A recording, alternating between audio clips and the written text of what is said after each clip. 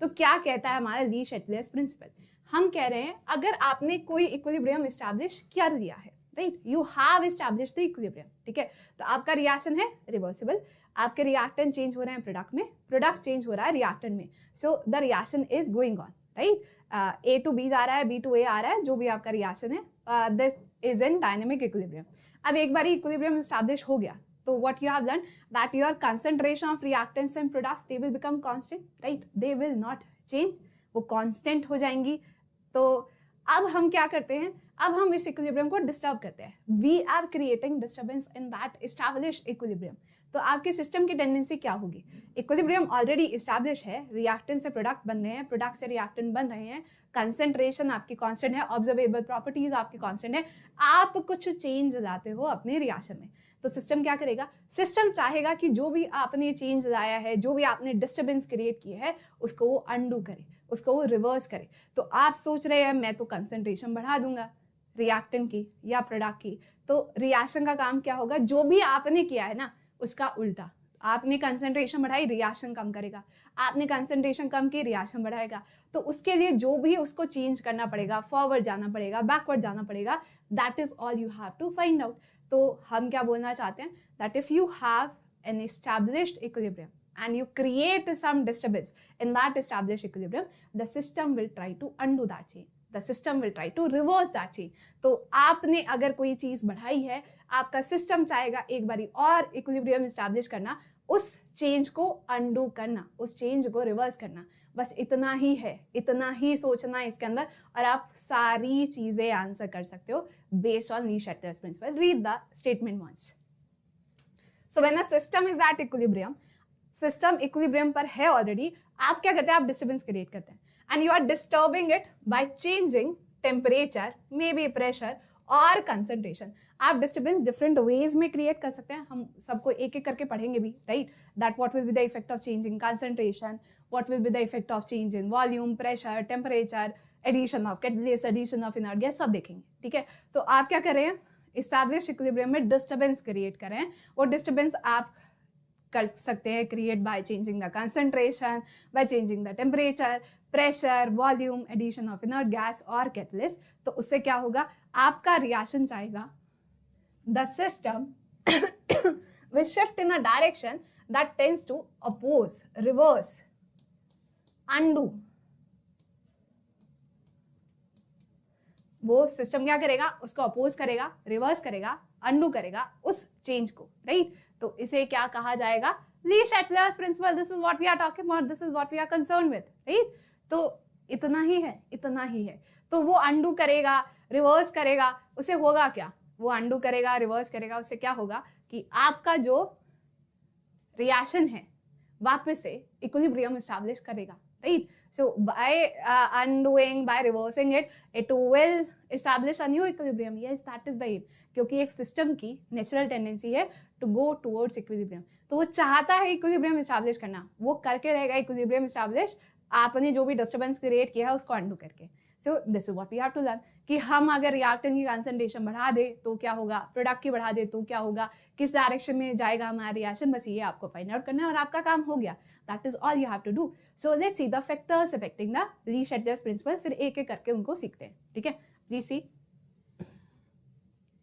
So what we can do, we can change the concentration of what, reactants or products, anything, right? So you can change that, और या तो आप pressure बदल सकते हो। एक चीज ध्यान देना, अगर आपको समझ में आ गया ना चेंज इन प्रेशर, तो आप चेंज इन वॉल्यूम भी जानते हो, उसको अलग से पढ़ने की जरूरत ही नहीं है। क्यों नहीं है, क्योंकि अगर आप प्रेशर बढ़ा रहे हो तो वॉल्यूम डिक्रीज हो जाएगा, अगर प्रेशर कम करोगे तो वॉल्यूम बढ़ जाएगा। तो जो भी आप इफेक्ट देखोगे इंक्रीज इन प्रेशर का, वही सेम इफेक्ट आएगा डिक्रीज इन वॉल्यूम का। तो अलग से पढ़ने की क्या जरूरत है, दोनों सेम ही तो बात है। बिल्कुल बस सही बात है, दोनों सेम ही बात है। You don't have to read them separately, they mean exactly the same thing. तो हम भी नहीं पढ़ेंगे सेपरेटली, एक ही बात है वो, राइट। आपको कोई कहे कि प्रेशर डिक्रीज हो गया है, ठीक है, उसका सेम एग्जैक्ट इफेक्ट होगा एज वॉल्यूम का इंक्रीज होना। ऐसा हम क्यों बोल रहे हैं, because we know from Boyle's law that pressure is inversely proportional to volume. तो एक चीज बढ़ाओगे दूसरी तो अपने आप कम होगी, राइट। सो जो भी होगा effect of change in pressure, आप उसी से सीख सकते हो effect of change in volume. You don't have to read it separately. तो दो फैक्टर तो मर्ज हो गए, exactly, right. What else, you will also learn about change in temperature. यहाँ पर हमको पहले जानना होगा कि रिएक्शन एक्सोथर्मिक है कि endothermic. Okay, once we understand that it is exothermic और एंडोथर्मिक, देन हम ये भी देख सकते हैं कि क्या करना चाहिए हमें रिएक्शन को फॉरवर्ड ले जाने के लिए, बैकवर्ड ले जाने के लिए। बहुत ही इंपॉर्टेंट है, बहुत ही आसान है ये वाली चीज़। फिर क्या देखेंगे हम, then we are going to see कि हमने कोई इनर्ट गैस ऐड कर दी, आपने ऐड कर दिया may be your argon, neon, कोई भी इनर्ट गैस ऐड कर दी, तो उससे क्या इफेक्ट पड़ता है हमारे इक्विलिब्रियम कांस्टेंट पर, इफेक्ट पड़ता है क्या हमारे इक्विलिब्रियम सेटअप पर। दो केसेस हैं यहाँ पे। अगर आपने इनर्ट गैस ऐड किया एट कांस्टेंट वॉल्यूम, नहीं होता कुछ, एट कांस्टेंट प्रेशर वहां से इफेक्ट पड़ेगा। So we will see them both. Okay, तो इसको भी हम फर्दर डिवाइड करेंगे एट कांस्टेंट वॉल्यूम और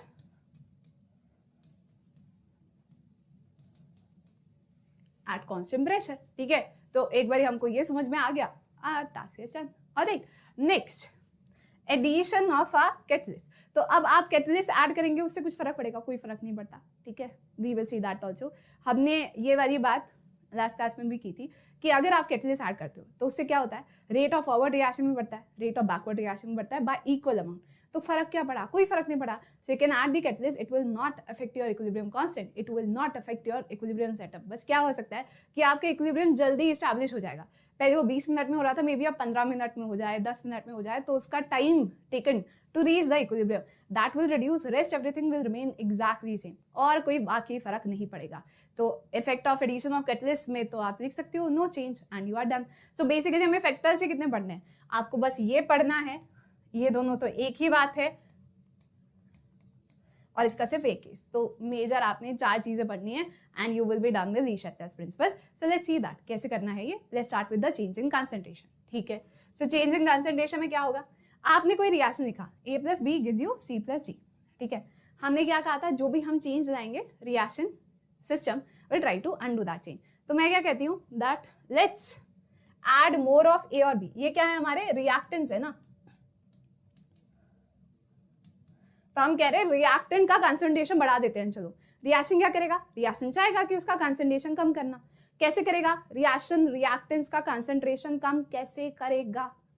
आपको कोई चीज बढ़ा दी है, रिएक्शन चाहता है उसको कम करना, रिएक्टेंस बढ़ाया, रिएक्टेंस को कम कैसे करोगे, रिएक्टेंट ज्यादा से ज्यादा रिएक्ट करे और प्रोडक्ट्स बना दे, तो रिएक्शन किधर जाएगा, फॉरवर्ड। हो गया, yes that is all you have saying है। हमने क्यों कहा कि रिएक्शन शिफ्ट करेगा, राइट? क्योंकि हमने क्या डिस्टर्बेंस क्रिएट की, A और B रिएक्टेंट का कंसंट्रेशन इंक्रीज किया। So the system attempts to decrease reactant का कंसंट्रेशन। वो कैसे डिक्रीज करता है, जब वो ज्यादा रिएक्ट करवाएगा, उसे फॉरवर्ड डायरेक्शन में जाएगा, वैसे वैसे रिएक्टेंट का कंसंट्रेशन डिक्रीज होता जाएगा। तो रिएक्शन किधर शिफ्ट हो जाएगा, फॉरवर्ड। ये हमको याद करना है। आपको याद क्या करना है इसमें, आप समझ गए ना, आपने रिएक्शन लिखा, आपने देखा, आपने डिस्टर्बेंस क्रिएट की, रिएक्टेंट का कंसंट्रेशन बढ़ाना। आपको पता है सिस्टम का काम है उसका उल्टा करना, तो सिस्टम चाहेगा उसको कम करना, रिएक्टेंट के कंसंट्रेशन को कम करना। किसी चीज को कैसे कम करोगे, आपने बहुत सारा ले लिया है रिएक्टेंट, आप उसको रिएक्ट करवा दो, प्रोडक्ट बनवा दो, हो गई उसका कंसंट्रेशन डिक्रीज, वही तो लिखा है, तो आप फॉरवर्ड जाएंगे ना, that is all we are saying. अब इसका उल्टा कहे कि A और B को डिक्रीज कर दो, आप ये सेपरेट पॉइंट थोड़ी है, आप तो खुद भी देख सकते हो ना। A और B को डिक्रीज किया, रिएक्शन क्या करेगा, बढ़ाएगा उसको, reaction increases the reactant concentration. कैसे बढ़ा सॉरी, कैसे बढ़ा सकता है वो रिएक्टेंट का कंसंट्रेशन? अब अगर आपने क्या किया, रिएक्टेंट का कंसंट्रेशन कम किया, रिएक्शन चाहेगा उसको बढ़ाना, क्योंकि उसने तो उल्टा करना है, राइट? तो कैसे बढ़ाएगा रिएक्टेंट का concentration, by going in backward direction, ज्यादा रिएक्टेंट बनाना चाहेगा, वही तो लिखा है, देखो, the reaction shifts left reverse to produce more reactants, that is backward. तो देखो, इन दोनों पॉइंट्स को अलग से पढ़ने की जरूरत नहीं है। आपको अगर पहला पॉइंट आता है तो दूसरा तो आप खुद से ही लिख लोगे ना, अलग से लिख कर क्या कर रहे हैं आप, we are not doing anything special here, right? If you understand the first point, the second point is automatically clear कि उल्टा करना है। ठीक है, एक और देख लेते हैं। मान लो अब हम चाहते हैं कि प्रोडक्ट का कंसंट्रेशन बढ़ा देते हैं, ठीक है, बढ़ा दो, कोई बात नहीं। रिएक्शन क्या करेगा, पहली बात तो आपने क्या डिस्टर्बेंस की, प्रोडक्ट का कंसंट्रेशन बढ़ाना। रिएक्शन क्या करेगा, प्रोडक्ट का कंसंट्रेशन कम करना, right? So reaction will try to decrease the product concentration, reaction attempts to decrease.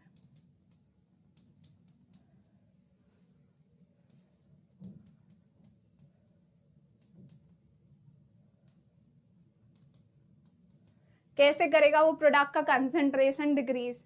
By going in backward direction. ऐसे तो ज्यादा रिएक्ट करवा के बैकवर्ड चले जाओगे। देखो वही लिखा है, the reaction shifts to reduce the product concentration. कैसे? बैकवर्ड। ये पूछा जाता है क्वेश्चन में, ये पूछा जाता है लेफ्ट जाना है राइट जाना है, बस that is all you have to do. अब ये लास्ट वाला पॉइंट कोई बताने की जरूरत है, वो तो ऑटोमेटिकली क्लियर है ना कि आपने क्या किया, आपने प्रोडक्ट का कंसंट्रेशन कम कर दिया तो रिएक्शन चाहेगा और बनाना। कैसे बनाएगा? और by going in forward direction, reaction shifts to the right to produce more products. हो गया, ये था effect of change in concentration, बस इतना ही था। इसमें मेजर दो ही बातें पढ़ी हैं आपने। जो भी आप चेंज कर रहे हो रिएक्शन चाहेगा उसका रिवर्स करना। आप बढ़ा रहे हो किसी चीज को, रिएक्शन उसको कम करेगा। रिएक्टेंट बढ़ा रहे हो, रिएक्शन कम करेगा। कैसे? फॉरवर्ड जाके।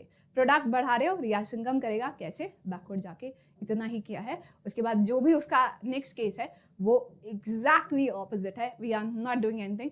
तो इसको ऐसे नहीं समझ के जानना है कि मुझे याद कर लेने हैं ये 4 पॉइंट्स और हो जाएगा। नहीं, याद करोगे कभी ना कभी भूल जाओगे। हमें क्या करना है, हमें ये सीखना है कि हो क्या रहा है एग्जैक्टली, कि हम जो भी डिस्टर्बेंस क्रिएट कर रहे हैं, रिएक्शन उसका उल्टा क्यों करना चाहता है पहली बात, और वो कैसे कर पाएगा। ठीक है, तो ये हो गया पहला scenario. Now let's talk about effect of change in pressure. ये देखो, अब चेंज इन प्रेशर है, आप क्या कर सकते हो, ज्यादा से ज्यादा बढ़ाओगे या कम करोगे। रिएक्शन क्या करेगा, कम या ज्यादा करेगा उसको। तो कैसे प्रेशर बढ़ा या कम कर सकते हो? गैसेस होंगे पहली बात तो गैसेस के मोल्स जितने ज्यादा होंगे उतना ज्यादा वो प्रेशर एक्सर्ट करेंगे on the walls of the container, उतना ज्यादा होगा उनका पार्शियल प्रेशर, ऑब्वियस सी बात है। तो अगर आपने प्रेशर बढ़ाया, रिएक्शन क्या करेगा, प्रेशर को कम करना। कैसे करेगा वो प्रेशर को कम? वो उस डायरेक्शन में जाएगा जहां पर आपके गैसेस मोल्स कम है। कम मोल्स कम प्रेशर आप एक्सर्ट करेंगे। हो गया ना उल्टा of what you have done, of what disturbance you have created. This is what we have written here. ये तो और भी ज्यादा सिंपल हो गया। देखो आपने क्या किया, प्रेशर इंक्रीज किया। सिस्टम क्या करेगा, system tries to decrease the pressure.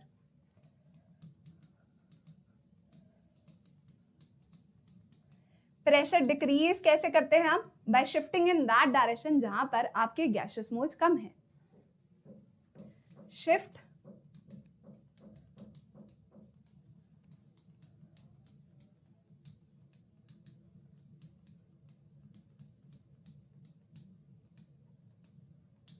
आप less number of gases moles की तरफ शिफ्ट कर जाओगे तो आप क्या कर दोगे, प्रेशर डिक्रीज कर दोगे। हो गया आपका। ठीक है, नाउ आपने डिक्रीज कर दिया प्रेशर तो सिस्टम चाहेगा बढ़ाना। System will try to increase it. कैसे? वो उस साइड पर जाएगा जहां पर ज्यादा गैसेस मोल्स हैं। System shift to the side with more number of gases moles. और अगर इक्वल मोल्स है दोनों साइड पर, फर्क ही नहीं पड़ेगा, और भी आसान है। अगर आपका डेल्टा एन जी 0 है ना तो ये भी नहीं करना। डेल्टा एन जी 0 का मतलब क्या है, रिएक्टेंट और प्रोडक्ट साइड पर equal number of gases moles हैं। तो आप किसी भी डायरेक्शन में मूव करके फायदा ही क्या होगा, अगर दोनों साइड पर गैसेस मोल सेम है, प्रेशर बढ़ाओ कम करो, वॉल्यूम बढ़ाओ कम करो, कोई फर्क ही नहीं पड़ेगा। There will be no change in your equilibrium. So पहली चीज तो ये देख लेनी है, डेल्टा एन जी अगर 0 आ जाए ना, नो इफेक्ट ऑफ चेंज इन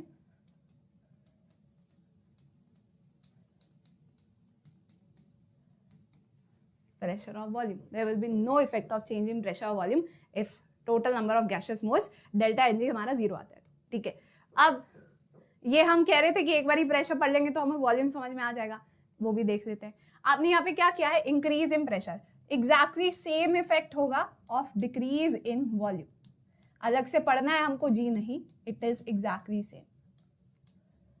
ये जो सेकंड पॉइंट लिखा है decrease in pressure, it is exactly same as increase in volume.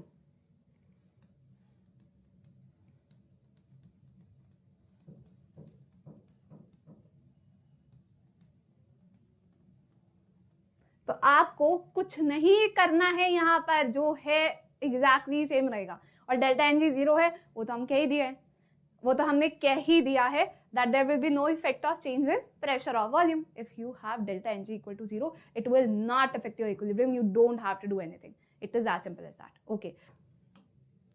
Change in temperature कैसे सीखेंगे? चेंज इन टेम्परेचर के लिए पहले आपको ये देखना है कि आपका रिएक्शन है कैसा, मतलब एक्सोथर्मिक है कि एंडोथर्मिक है।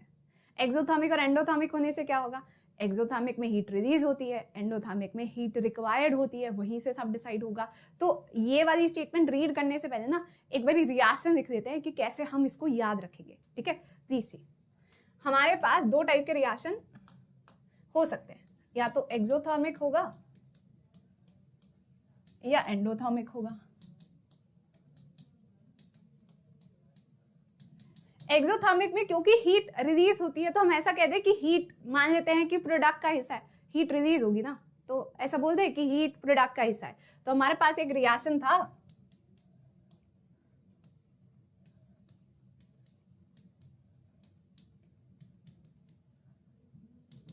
ये आप रिप्रेजेंटेशन लिख सकते हो ना एक्सोथर्मिक रिएक्शन का कि हीट रिलीज हुई, प्रोडक्ट है, ठीक है। एंडोथर्मिक में हीट रिक्वायर्ड है तो उसको रिएक्टेंट बोल देते हैं हम। देखो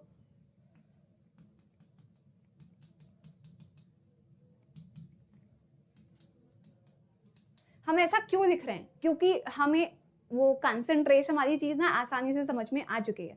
ये एक्सोथर्मिक एंडोथर्मिक में थोड़ा कंफ्यूजन क्रिएट होता है कि कब फॉरवर्ड जाना है बैकवर्ड जाना है, अब समझ में आएगा। अब देखो, अब ये एक्सोथर्मिक पे फोकस करो। अब मैंने कहा कि यहाँ पर हमने टेम्परेचर बढ़ा दिया, ये डिस्टर्बेंस आपने क्रिएट की, टेम्परेचर इंक्रीज किया, रिएक्शन क्या चाहेगा, जो भी आपने किया है उसका उल्टा करना चाहेगा। आपने टेम्परेचर बढ़ाया वो कम करना चाहेगा, ठीक है। तो टेम्परेचर बढ़ाया है मतलब आपने प्रोडक्ट बढ़ा दिया, ऐसा बोल सकते हो ना, प्रोडक्ट का अमाउंट बढ़ा दिया, जिसे कंसंट्रेशन सीख कर आए थे उसी से रिलेट करो, ठीक है। So you increase the temperature, it will have the same effect as heat बढ़ा दी हमने, प्रोडक्ट बढ़ा दिया हमने। तो रिएक्शन क्या चाहेगा, सिस्टम क्या चाहेगा, आपके प्रोडक्ट को कम करना। तो कहाँ जाएगा, बैकवर्ड जाएगा ना, वही है सिस्टम ट्राइज टू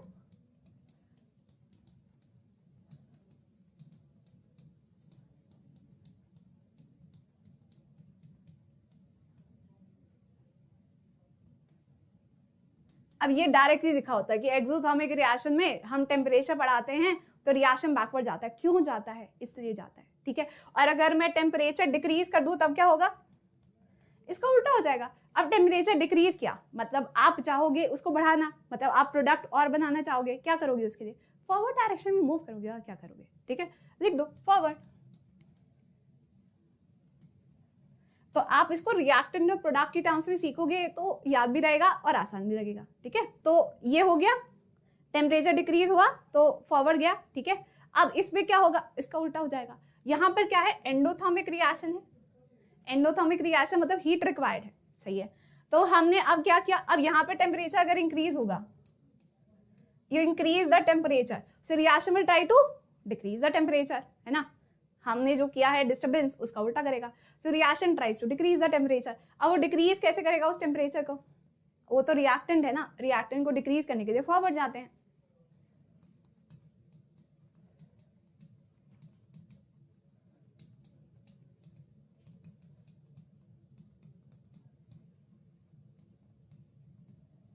और इसका उल्टा कर दो तो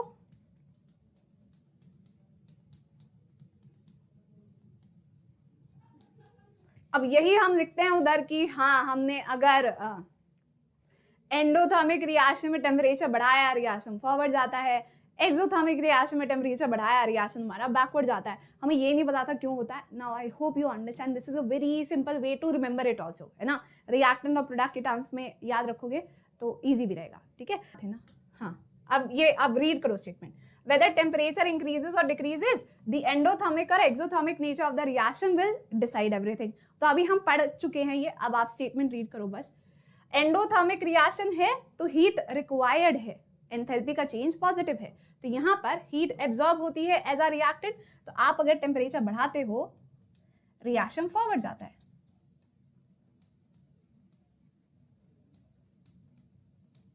इधर अगर आप टेम्परेचर डिक्रीज करते हो रिएक्शन फॉरवर्ड जाता है। तो आप कहां जाने वाले हो, फॉरवर्ड या बैकवर्ड, वो डिसाइड करेगा टाइप ऑफ रिएक्शन क्या है। और हमने ये भी सीख लिया है कैसे हुआ है, ठीक है। सो इसमें वांट ऑफ फैक्टर यूज होता है, that is all we have to do. तो हमने चेंज इन टेम्परेचर पढ़ लिया। अब देखो एडिशन ऑफ इनर्ट गैस, मैंने कहा था एडिशन ऑफ जो हमारा इनर्ट गैस होता है उसके दो केसेस हैं। आप या तो ऐड करो inert gas at constant volume, या आप ऐड करो eight constant pressure. Constant volume पर ऐड करोगे तो भूल जाओ, कुछ नहीं करना। कांस्टेंट प्रेशर पर ऐड करोगे तो फर्क पड़ेगा, राइट। सो आपके पास कोई इनर्ट गैस है, आर्गन है, नियॉन है, हीलियम है, आपने ऐड कर दी अपने रिएक्शन मिक्सचर में। अब आप कह रहे हो कि उससे क्या फर्क पड़ा हमारे इक्विलिब्रियम पर?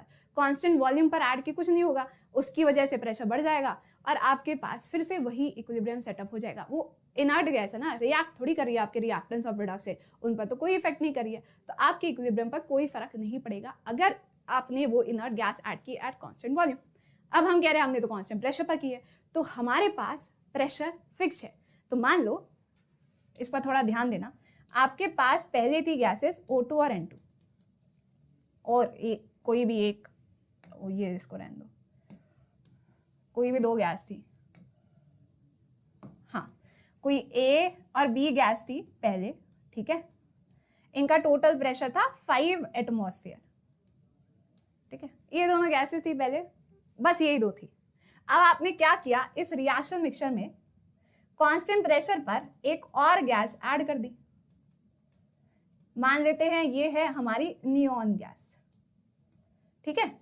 आपने कांस्टेंट प्रेशर रख के नियॉन गैस भी ऐड कर दी, तो प्रेशर तो अभी भी 5 एटमॉस्फेयर ही है, पहले भी 5 एटमॉस्फेयर था जब ये 2 हमारी रिएक्टिंग गैसेस थी, मान लो ये दोनों थी इक्विलिब्रियम पर, ये अभी भी हैं इक्विलिब्रियम पर। अब आपने क्या किया, इसी इक्विलिब्रियम सेटअप पर एक और इनर्ट गैस ऐड कर दी और प्रेशर को अलाउ नहीं किया कि वो बढ़े, ठीक है। तो अब वो जो 5 एटमॉस्फेयर प्रेशर है वो इन तीनों का मिलाकर है ना, इन तीनों का पार्शियल प्रेशर मिलाकर वो 5 एटमॉस्फेयर आ रहा है, तो मतलब जो हमारी रिएक्टिंग गैसेस थी उनका तो प्रेशर डिक्रीज हो गया ना। आपने प्रेशर को कांस्टेंट रखा, सेम कंटेनर में एक इनर्ट गैस को डाल दिया, तो वो जो इनर्ट गैस है वो भी कुछ प्रेशर एक्सर्ट करेगी, प्रेशर को नहीं बढ़ने दिया, तो आपकी ये जो रिएक्टिंग गैसेस हैं उनका प्रेशर कम हो गया ना। अब वो नियॉन के साथ तो रिएक्ट नहीं करने वाली है, नियॉन तो है इनर्ट गैस, पर उनका जो पार्शियल प्रेशर वो एक्सर्ट कर रही थी, अब वो पार्शियल प्रेशर कम हो जाएगा, right. So now what will be the effect of addition of inert gas at constant pressure? It will have the exact same effect as decrease in pressure. ये वाली बात आपको समझ में आ गई है, then you can solve any question. कैसे हुआ वो decrease in pressure? You can see that आपके पास पहले सिर्फ ये 2 गैसेस थी जो 5 एटमॉस्फेयर प्रेशर एक्सर्ट कर रही थी, अभी आपके पास 3 गैसेस हैं, अभी भी 5 एटमॉस्फेयर है, तो इनका तो कुछ पार्शियल प्रेशर कम ही होगा, राइट, क्योंकि नियॉन भी कुछ करने वाली है, राइट, पर वो रिएक्ट नहीं कर रही है। तो हमने कहा हमारा जो डिस्टर्बेंस हमने क्रिएट किया है वो क्या किया है कि हमने प्रेशर डिक्रीज कर दिया हमारे रिएक्टिंग मिक्सचर का।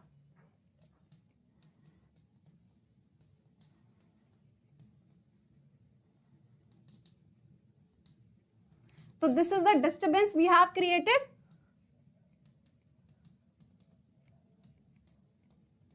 और जो भी डिस्टर्बेंस आप क्रिएट करेंगे आपका सिस्टम चाहेगा उस डिस्टर्बेंस को रिवर्स करना। आपने डिक्रीज किया है प्रेशर, सिस्टम चाहेगा बढ़ाना, राइट। सिस्टम कैसे बढ़ाएगा? ये वो उस साइड पर जाएगा जहां पर आपके, साफ साफ लिख देते हैं, हाँ, यहां था A gas giving you 2B gas, यहां पर भी है A gas giving you 2B gas.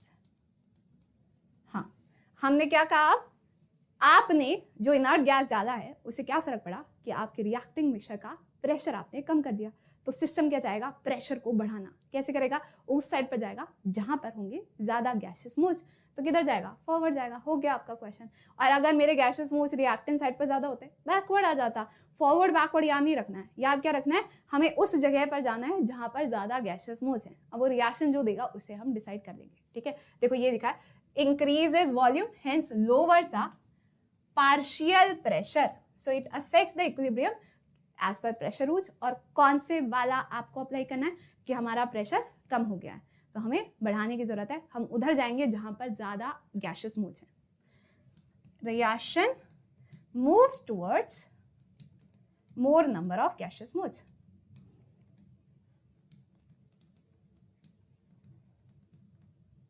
So you can say that effect of inert gas addition at constant pressure has the exact same effect as decrease in pressure. It is exactly same as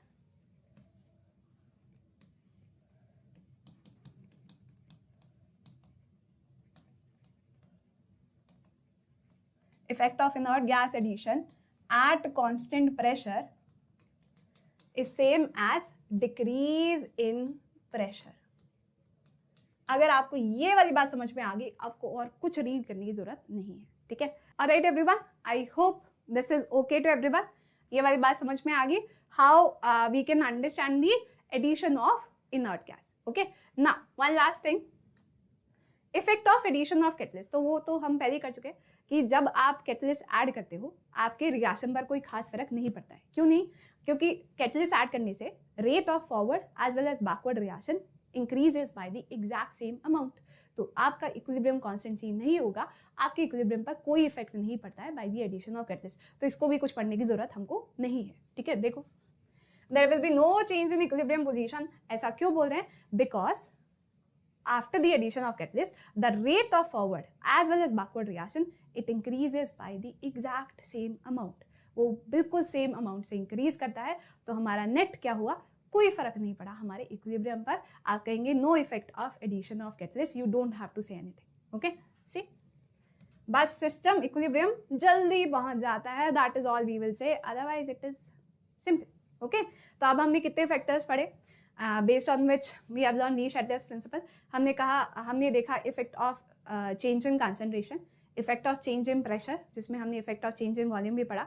then we learn about effect of change in temperature, addition of inert gas, and finally effect of addition of catalyst. ठीक है, अब कुछ physical equilibria होते हैं, उसमें भी अगर आप प्रेशर चेंज करते हो ना, उससे भी कुछ फर्क आता है। जो हमको ध्यान देना है, वो थोड़े से क्वेश्चन आपको लगेंगे डिफरेंट हैं वो डिफरेंट, और इस पर थोड़ा सा आपको ज़्यादा ध्यान देने की ज़रूरत है। मैं नहीं कह रही हूँ मुश्किल है, इनसे थोड़े से अलग है, तो उन्हें भी एक बार देख लेते हैं। Then we will talk about the एक एप्लीकेशन पार्ट भी देखेंगे ली-शैटलर्स प्रिंसिपल का, ठीक है। सो